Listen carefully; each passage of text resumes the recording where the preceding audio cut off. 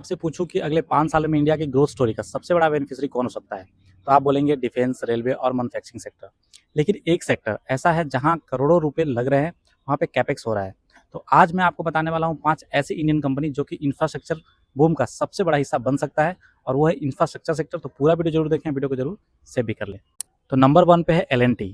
Metro हो, highway हो, airport हो, पावर प्रोजेक्ट हो या डिफेंस मैन्युफैक्चरिंग हो, L&T हर जगह है।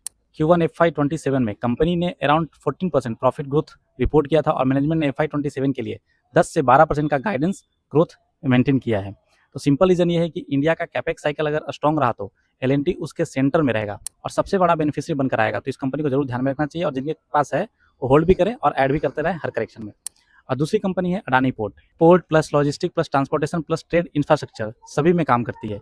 Q1 FY27 में रेवेन्यू और EBITDA दोनों अराउंड 19% ग्रो हुआ है, और कंपनी ने FY27 के लिए 43,000 से 45,000 करोड़ का रेवेन्यू गाइडेंस मेंटेन कर रखा है।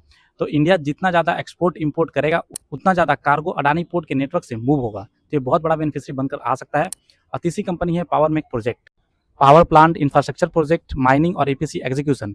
Q1 FY27 में रेवेन्यू अराउंड 26% ग्रो हुआ है, और company large order inflows target कर रही है। मार्केट को सबसे ज़्यादा पसंद आता है growth plus order book visibility, जो पावर में एक प्रोजेक्ट के पास दोनों है। ये कंपनी काफ़ी प्रॉमिसिंग लगती है, तो इसको जरूर ध्यान में रखना चाहिए। नंबर 4 पे है KEC इंटरनेशनल, जो कि power transmission, railway, civil infrastructure और रिन्यूएबल सभी में काम करती है।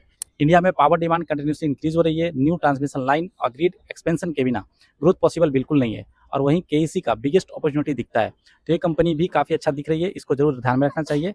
और नंबर 5 और लास्ट है हमारा DLF। इंफ्रास्ट्रक्चर में सिर्फ रोड और ब्रिज नहीं होती है, सिटीज़ भी बिल्ड करनी पड़ती है, जिसमें कि प्रीमियम हाउसिंग, कमर्शियल ऑफिसेस और अर्बन डेवलपमेंट में DLF का स्ट्रॉन्ग प्रेजेंस है। न्यू लॉन्चेस और real estate demand future growth trigger हो सकता है, तो इसको जरूर ध्यान में रखना चाहिए। बहुत ही अच्छी कंपनी है, बहुत ही जबरदस्त तरीके से भी ग्रोथ दिखा रहे हैं, काफ़ी जबरदस्त तरीके से रियल एस्टेट में काम कर रहे हैं। तो इंडिया का इंफ्रास्ट्रक्चर साइकिल अगले कुछ साल तक स्ट्रॉन्ग रहता है, तो 5 कंपनी पे नज़र जरूर रखनी चाहिए। बहुत इंटरेस्टिंग लग रही है, और आपके रिकॉर्डिंग कौन सी कंपनी बेस्ट है जरूर कमेंट में बताएं। और ये सारी कंपनी का अगर डिटेल लिस्ट चाहिए तो कमेंट कर दे इंफ्रा, मैं आपको DM कर दूंगा।